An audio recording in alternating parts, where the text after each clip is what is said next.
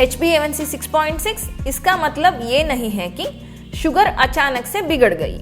इसका मतलब है प्रॉब्लम काफी दिन से चल रहा है लेकिन आपको दिखी नहीं। ओपीडी में आप आते हैं, हाथ में रिपोर्ट रहता है लेकिन चेहरा पे कंफ्यूजन। देखने से ही हमको समझ में आ जाता है।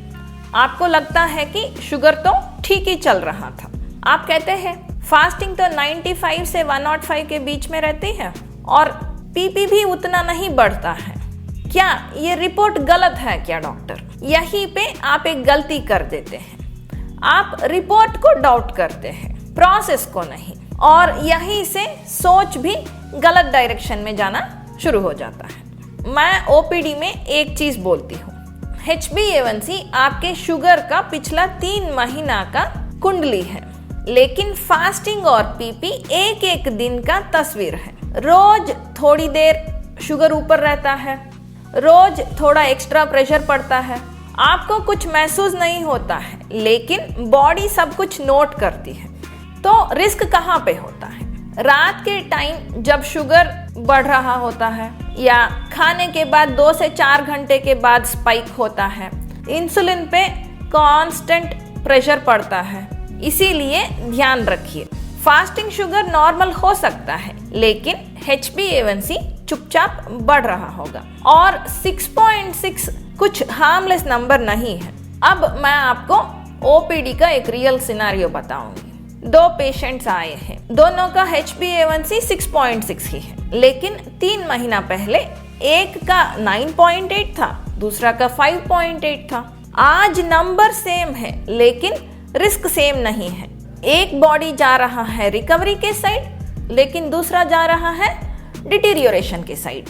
आप रिपोर्ट देखते हैं, सेम लगता है, मैं बॉडी का लोड देखती हूँ, अलग होता है। इसीलिए मैं सिर्फ नंबर नहीं देखती हूँ, मैं सोचती हूँ ये नंबर कहाँ से आया है। यहीं पे एक लाइन सुनती हूँ, सबका फेवरेट है, रिपोर्ट लगभग नॉर्मल है, और आप भी थोड़ा सा रिलैक्स हो जाते हैं क्योंकि नंबर थोड़ा सा ही ऊपर है, सिम्टम्स भी नहीं है, चलेगा। लेकिन डायबिटीज सिम्टम्स पे नहीं चलती है, वो लोड पे चलती है। इस पॉइंट पे आपके पास 2 रास्ते हैं।